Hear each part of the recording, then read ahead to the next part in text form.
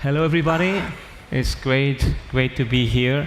I think you enjoyed a lot the last speakers. So I hope we can also keep up with that high level of engagement in this lively discussion with these amazing investors and entrepreneurs, right? I think it's great to be able to talk about the two visions, right? From the entrepreneurial perspective and from the investment perspective at once. So I would like to find out with the first question for Marie-Christine. I mean, you are an early pioneer in the internet, and also you are an edtech investor. So you have this privileged vision on where technology in edtech is going. So we'd like to hear from you and see how many buzzwords you can use in the same sentence. So what do you think is the key trends in technology in edtech? Is it blockchain? Is it AI? Can you give us some light around that?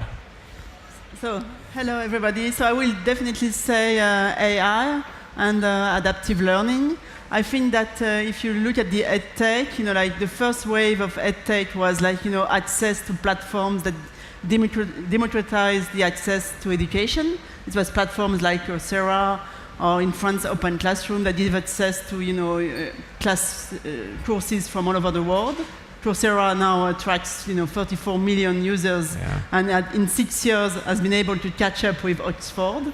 And now I think the biggest trend is personalization of education. So everything related to how you use, progress of neuroscience and how you understand better how the brain works. And because everybody learns and memorizes in a different way.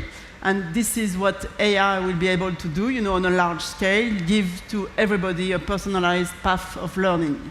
So I think this is the biggest trend. But then, AI in edtech becomes a buzzword. Like every startups now use AI in its speech. And I think that not everybody is doing real AI, because you need to really be able to manage a lot of data to do real AI. So you have to be clever and understand the real AI and the not so real adaptive learning. But I think personalization, and the good thing of personalization in education is that it really reduces drop rate. All the studies show that, for example, Arizona University has done a lot of studies in AI and in math learnings, and they have been able to prove that it has reduced drop rate by 50%. So I think that's really, and that's one of the biggest impacts, edtech could have in the society, is reducing really the people that really go out of school and drop out of school. Very nice. And you mentioned you need to manage lots of data. You also need to get access to this data, which is not easy either, right? I mean, that data becomes a very wealthy thing, and not every startup has access to all this information. I would like to see if there is any controversy here, and ask for each of you, in one single sentence, if possible, if you agree this AI the key trend, or this is anything else. So maybe starting from Avi and moving to the rest. Well, in general, I believe that in the end of the day, it's not technology that makes the difference, but rather human behavior that based on technology. Like if we look on, and let's say Uber or Airbnb that changed the world in their domain, it wasn't with the technology, although technology was involved An there. enabler, right? Yeah. But echoing what Marie-Christine was saying, I think AI is a really game changer because it changes our behavior, and especially around dialogue and conversation, like all the chatbots and voice assistants can really change the world in these senses. Awesome. So great. Yeah, that's good. Okay. Sonia, please. I think also as a trend, parents and really the consumer is really investing a lot in non-curricular expense for the household. So I think we're seeing a lot of big trend in tools that parents can really access in terms of, additional math courses or language for children. So it's really startups that target the consumer in a more non-curricular, so outside of the school. And that's something that there's a lot of consumer money that is, each household is devoting to that. So I think that's a very interesting trend as well. Thank you. So Freddy, one sentence, what do you think is the key technology that's going to change edtech? I don't think that it's going to be artificial intelligence. There is not. I think that artificial intelligence will be present everywhere, but I think of, first of all, I think that people overestimate what artificial intelligence actually is. It's fancy pattern recognition. It's not yet conversational AIs or stuff like that. It is extremely useful, and it opened the path for things like adaptive learning, which I think are going to be game changers at a certain level. But we still have bigger problems in terms of education. I don't want to be negative. I think that EdTech is going to be something, it's already something that is affecting a lot of people's lives. And that for the first time, people that live in a country without infrastructure, as long as they have internet and a computer, will be able to compete in the tech industry. But that's not true for other kinds of jobs that require infrastructure. So that's an unsolved issue right now. And the other issue that we have is what we see in OCDE countries, which is that in many of the developing world, the biggest issues are still kind of beyond the reach of EdTech, which is reading comprehension and mathematical analysis. Having people that actually can read and comprehend a complex text, and people that can think of a problem in a mathematical way, instead of just trying to see proof and error to see if they can fix something. That's a real game changer, and so far, the only way that we have found is scalable to have that is to have the parents involved, which is not very techy and really hard to replicate. Good point, very good point. So Bernhard, maybe you want to add up? I would still say I do agree with Marie-Christine that I believe there's a lot of application of AI in education. And maybe also to give a practical example of what we are doing at Busuu, because sometimes this AI is this magical stuff that people don't really understand of what it actually could mean. And in our case, for example, we can now predict forgetting curves of our users. We know exactly when they have seen which vocabulary, at which time they learn, so we can then surface the right vocab at the right time. And it simply then drives better learning outcomes. It's maybe not this super sophisticated AI and the robot and I don't know what, but still we can see in our models that it just helps people to learn a language much faster. But I also do agree with you. There's still a lot of basic issues with EdTech in general, and we have been in the industry now for 10 years. In the very early days, it was very hard to reach users in emerging markets, whereas now they all are on a mobile phone, they have a credit card, the platforms have done a lot of progress to actually be able to charge those users and keep them in the monetization cycle, and that helps us as an EdTech startup also to scale. Yeah, some basic stuff needs to be in place just to even be thinking about something more fancy and sophisticated. Exactly. Yeah. And Danny? Yeah, from my side, it's not about technology. Inside of AI, there is a discipline that it's called natural language processing. In my company, we are completely crazy about this. So we love to understand the words. Technology is knowledge of techniques. So basically, humans, all the companies all over the world are technology. For me, the chance is not in technology, it's in philosophy. Technically, philosophy is friends of the knowledge. So I think that definitely we have to change the paradigm in order that we are working as humans, in order that in the future are going to be humans and robots.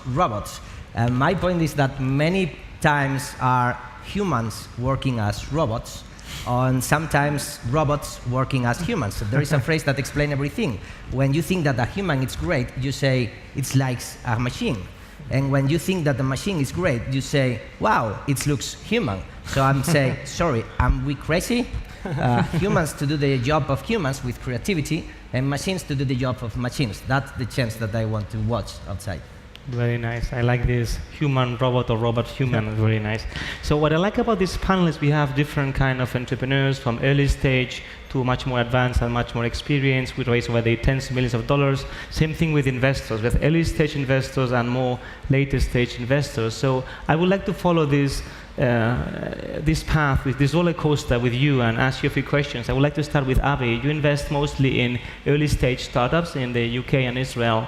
What is it? It's maybe good for the audience. What kind of things are you looking for when you are trying to find disruptive teams without very much market validation yet? Well, I think we're looking at mainly two things. Like, first of all, the team. It should be a team that, and it's always almost a cliche, but it's a correct cliche. Teams that can really deliver, teams that have a very good bonding among themselves and a good relationship, and a team that is flexible enough to change and pivot down the road.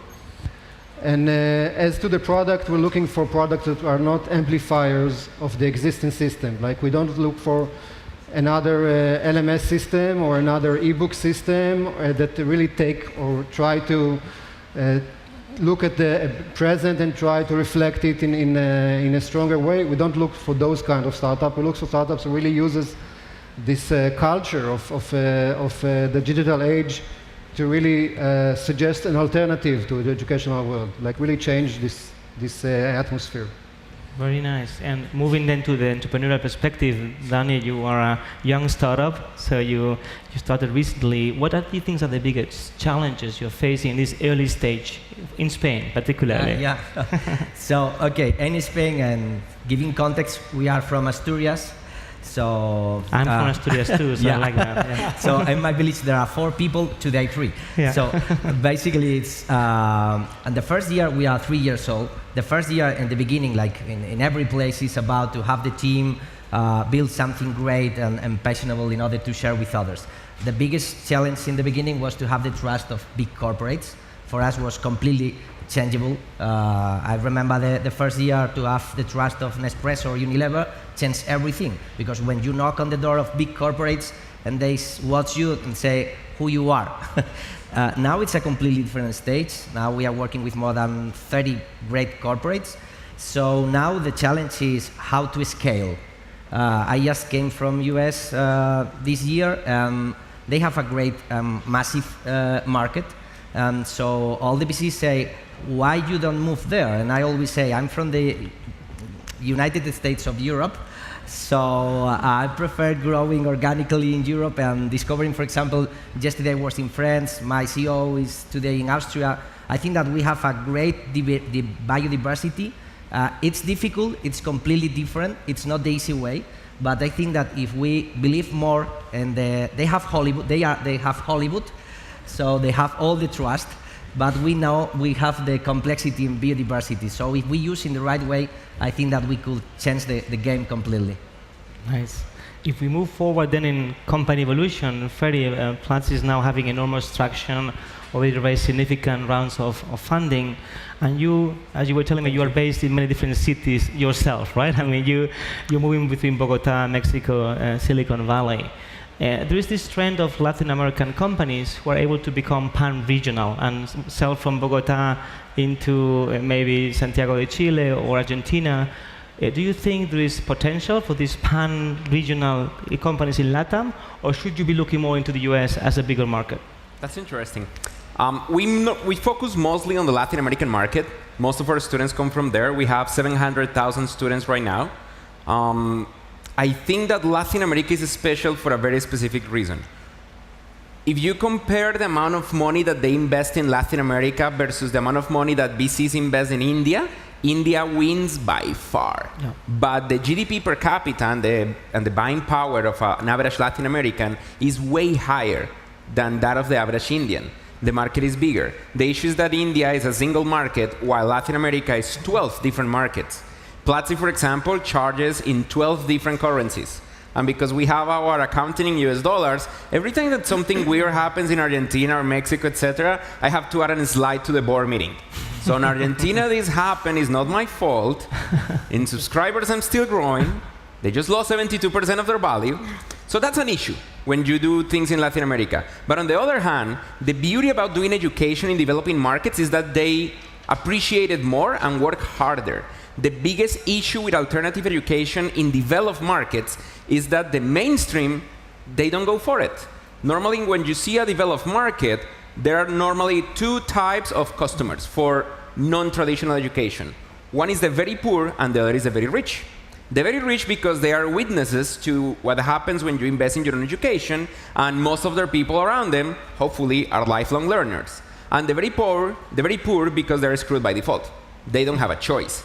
They will invest more of their own income to try to advance in life and to try to get their kids to advance in life.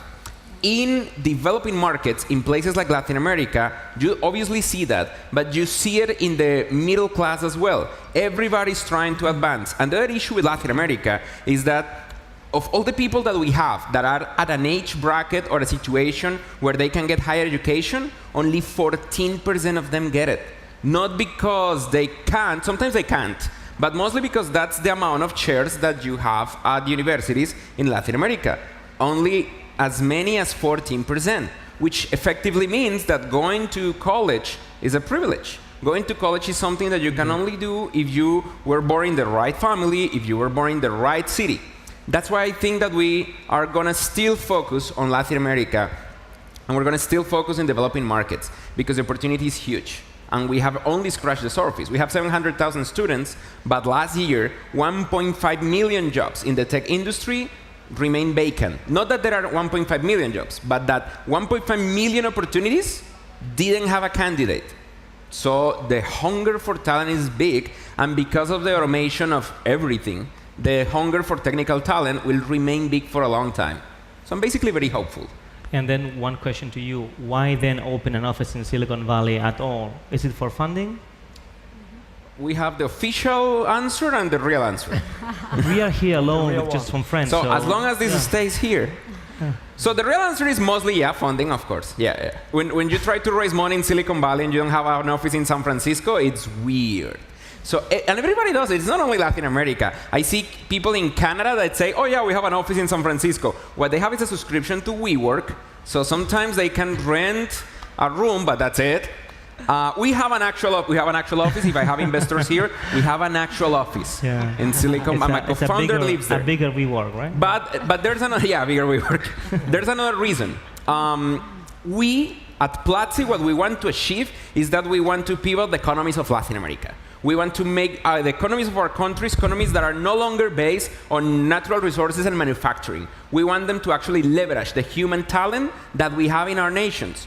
To do that, we get teachers from Silicon Valley, people that are doing the best in each one of these topics that we teach, and we train them to be better teachers, and we get them to do courses for Latin America. So we produce content over there, and we get money from over there, and we bring it to Latin America.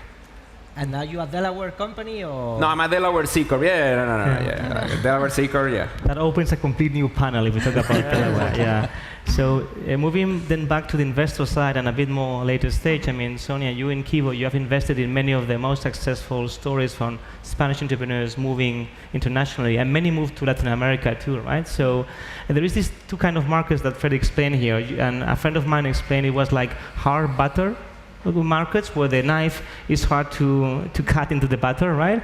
Or the soft butter where the knife actually gets a bit easier, but there's much more competition. So what do you see? We saw Freddy's opinion, which clearly understood. But what do you think would you encourage entrepreneurs to do from Spain and other countries? Should they try to expand in LATAM or in Southeast Asia, or should they try to go to the US as the biggest markets for the beginning? I think it depends. I mean, we don't see Latin America being the natural expansion area for a Spanish company per se. No. And to be honest, some companies in our portfolio, education and non-education, have gone Latin America, but most have really expanded into Europe and into the US. And we have a lot of companies that have opened up offices in the US, and they're attacking both markets. It really depends on the product. We have companies like Odilo, for instance, and they're very big in Latin America. They have a product that, because they have access to content in Spanish, that's really a differentiating factor for them. So it's made a lot of sense for them to go to countries like Uruguay. They're working on really interesting projects in Peru and Chile, and they're talking to the governments to really see how they can improve reading skills for kids in school using their platform and access to the content. But equally, they're competing in the US and getting projects to win and have their content being in public libraries in New York and in other states. So it really depends. We have another company in our portfolio called GameLearn, which is in a similar space as our friend here. And they sell to corporates, and they're in Spain, they're in Latin America, and they're expanding into Europe simultaneously. So I think as long as you have a product that can scale, the reason why we fund companies is because they have the team that is able to scale the company, and it doesn't need to be.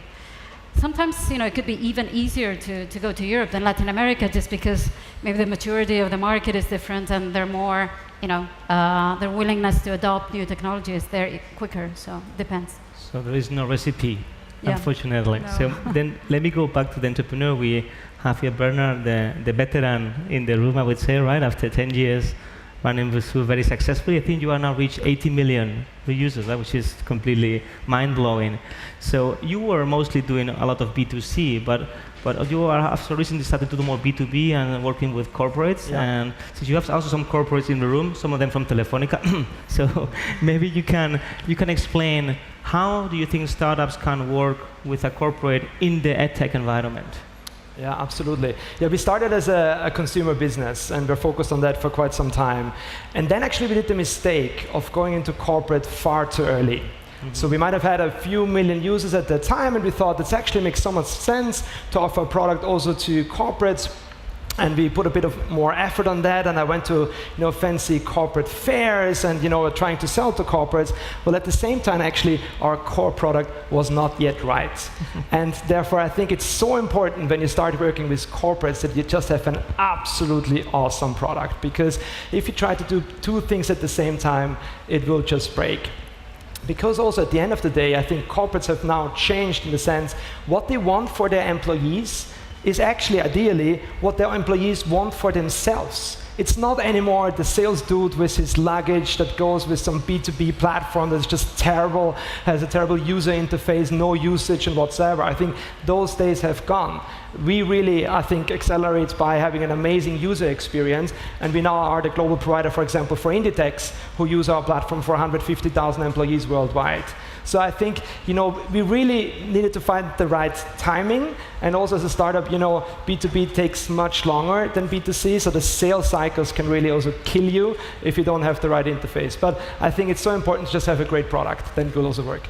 I love this. I think it's called like this consumerization of the applications, right? That you as a user want to have the same experience in your daily life, that at work, and learn the same way and play the same way. So there's going to be a blurry of lines around B2C and B2B over time. Absolutely, because at the end of the day, employee also uses Facebook and Twitter and plays with games, so they want to have cool experiences as a learning experience as well.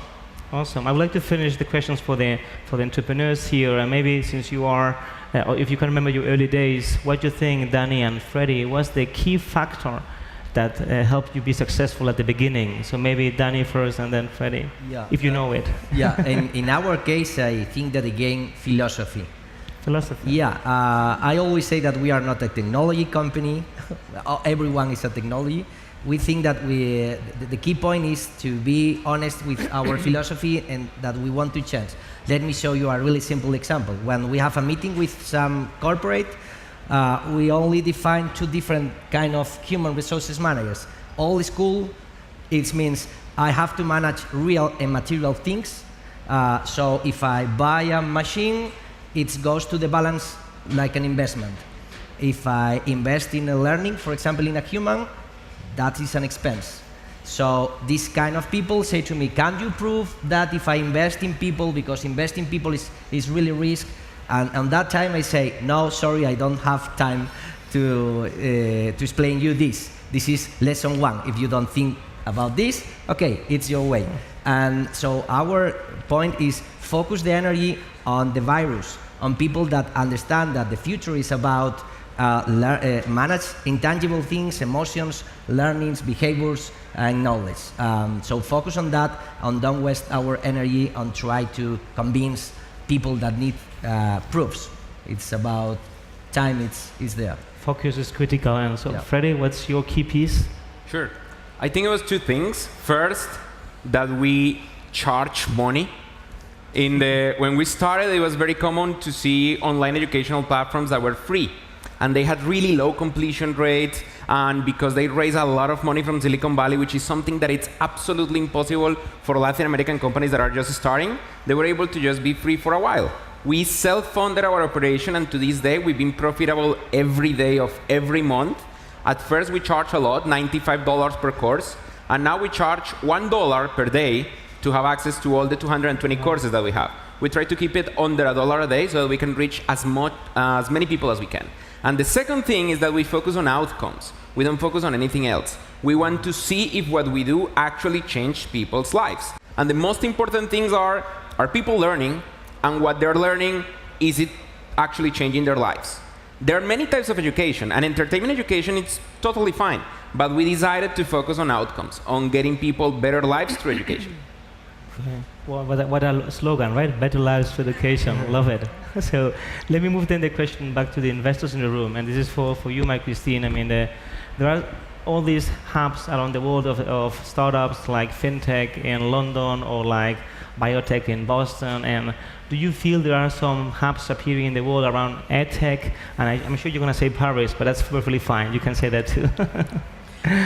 Basically, I think the edtech scene is quite booming in Europe, and it's quite new. I think that the fact that we have a big conference here in Spain about edtech is, a proof. I think in Europe, if we see, they're like the Scandinavian countries are quite advanced because there's a big autonomy in terms of what the teachers can do in schools, and so a lot of schools and teachers test a lot of new products. So I think this is, and Finland has made, it's the teaching the way Finland teach has made export that elsewhere. Then I think Israel is quite good in terms of technology. But I see, Spain, France, a lot of booming startups. There's like 3,000 European startups in EdTech. Wow. So I think it's quite a huge numbers. What we have now is that for the moment, a lot of startups are still small, because it's a new area. I think EdTech is a bit like the web was, like 20 years ago. But, we begin to have example of companies that have been able to scale, like you yourself, Busuu. In France, we have Open Classroom that really did a big fundraise. They attract General Atlantic for 60 million euro. That was really one of the biggest fundraise in EdTech in Europe. So I think, really, it's booming. What we have, which is quite, I think we are lagging a bit behind China and US, mainly due to the length of converting our educational systems to EdTech. Very good point. And what do you think is then the key ingredient that will be missing? Is it more funding? Is it more talent for the companies? Is it more market? Is it a better system to go into the education system? It's a sort of vicious circle, because in order to have funding, you need to have market. Often, startups fail because they are in the market size, the potential of their market is too small. So you need to have a market. So the way I see the different market evolving, I think they have different maturity. Corporate training begins to be a mature market.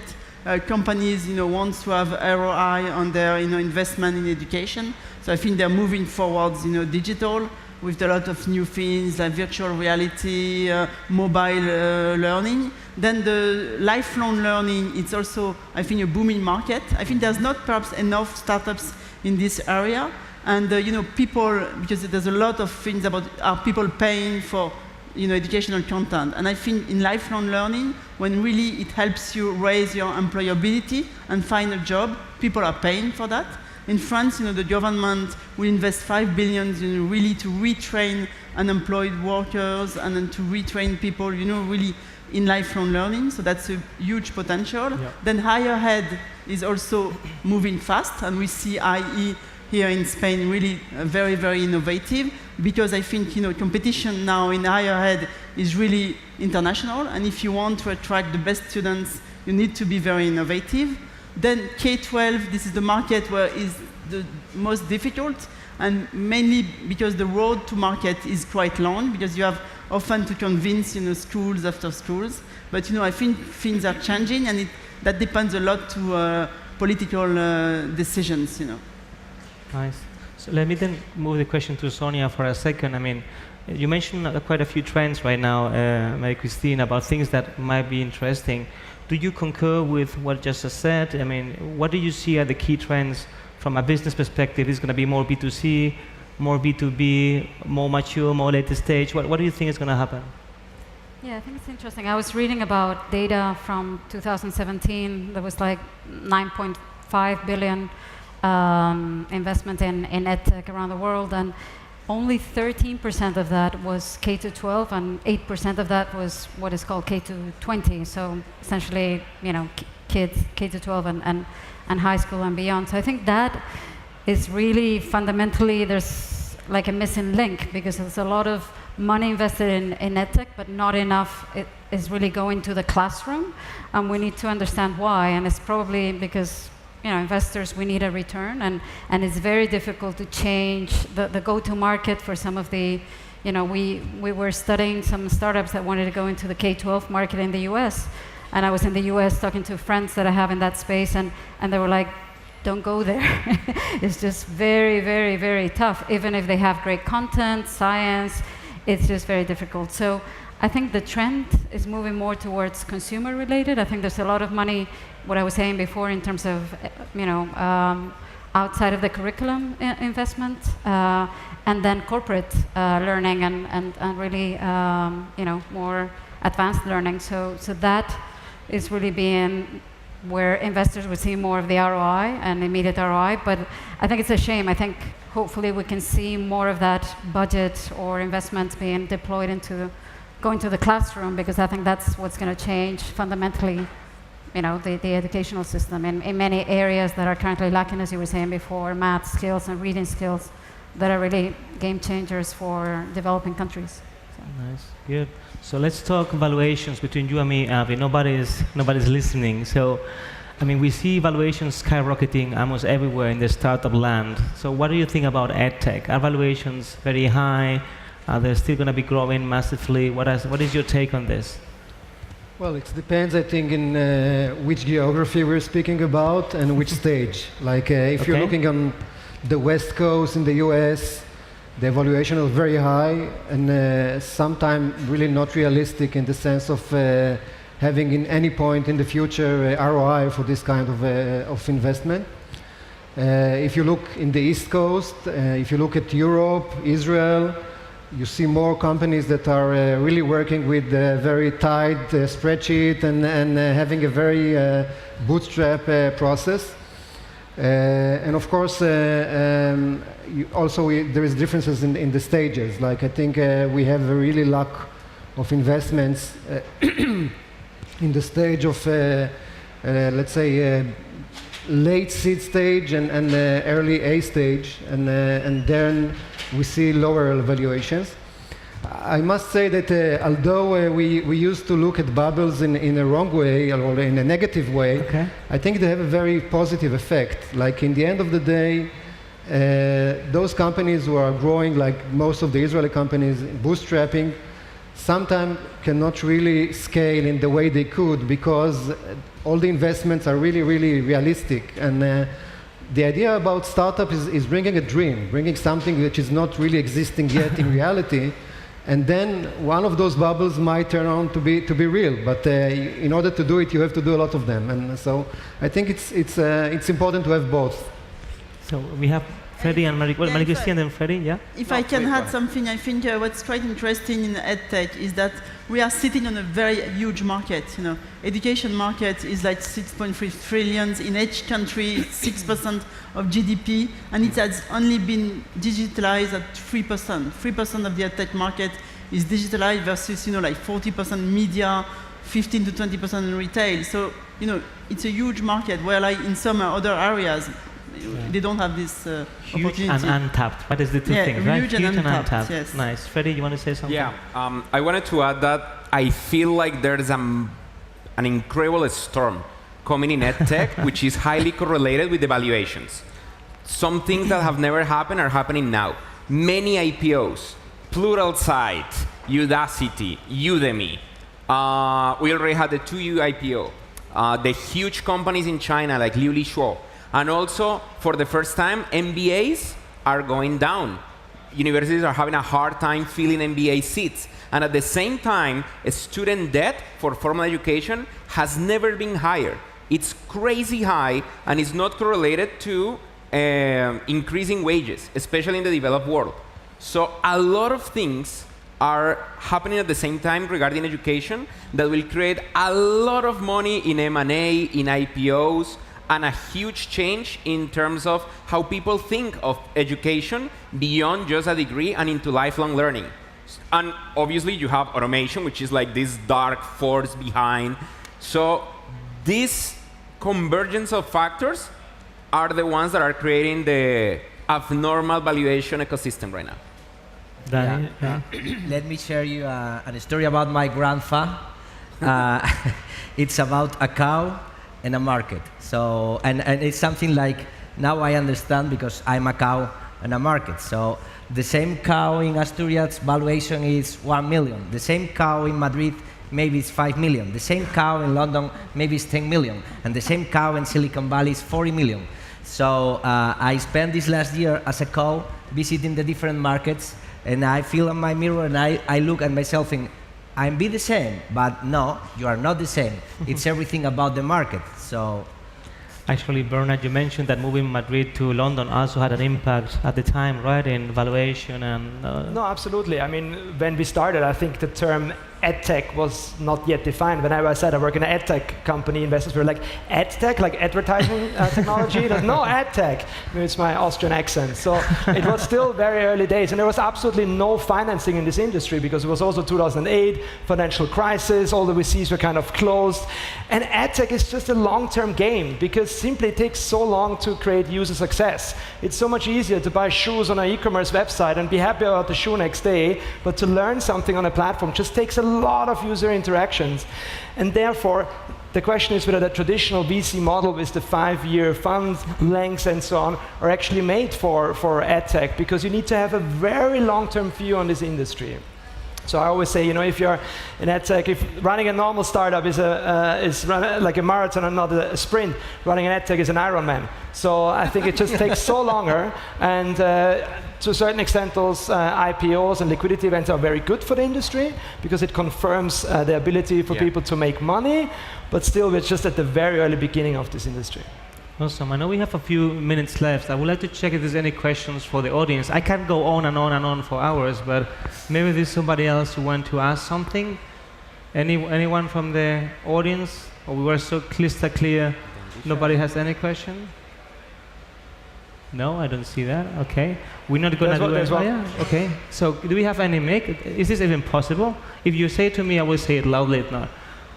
Nobody did this before in the whole day. Okay, interesting. Yeah.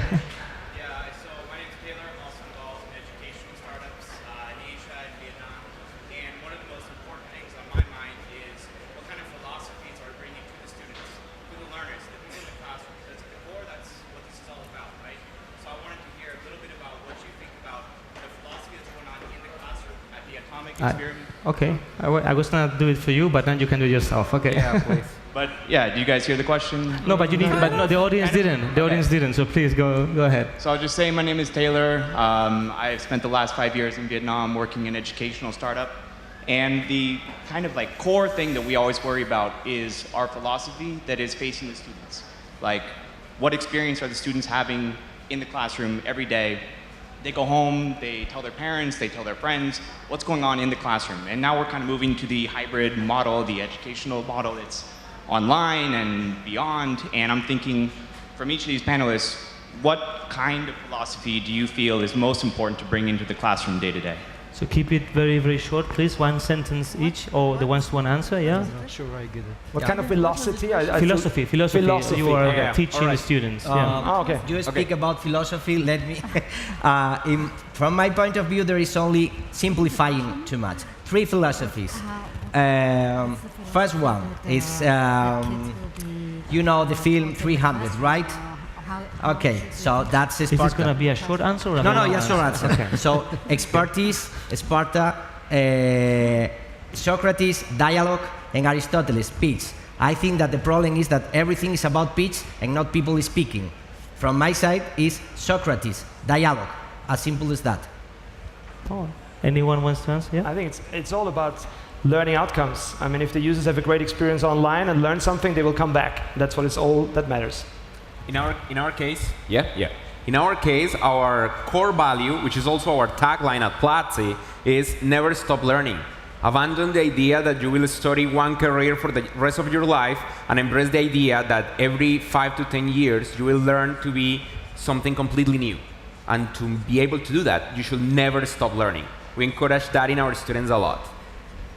I think for me it's getting students engaged. So I think probably the traditional method of the teacher standing up and the student receiving the information is it's not the way that kids interact with anything nowadays. So it's really getting them engaged, and whether it's flipping the classroom, making it more focused on them, or doing them, asking them to do assignments where they're getting engaged. It's really for the teacher to find the way that children can be, like to learn, which is really the challenge. But any platform that allows for that and gives teachers those tools, I think that there's real potential there. I think it's like for children more motivation, more engagement, and as like 65% of the children in primary school will do a job that we don't know what this job will be. I think it's really teaching them how to be flexible, creative, how to learn all their life long, how to develop that critical thinking more than really the traditional methods. Avi?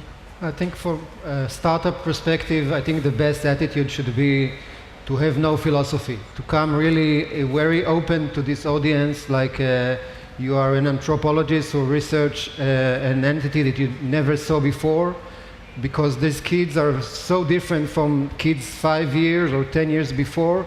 So you really have to understand the place they are in now and then structure your philosophy. And we try to encourage our startups to work in this methodology. Wonderful. I think unfortunately time's up. So I would love to thank all the panelists. As we said, this is an Ironman journey, the Vienna EdTech entrepreneur, but we have the support of great investors here. So we are now willing to hit the pitches of the finalists. Thank you so much for your help. Thank you.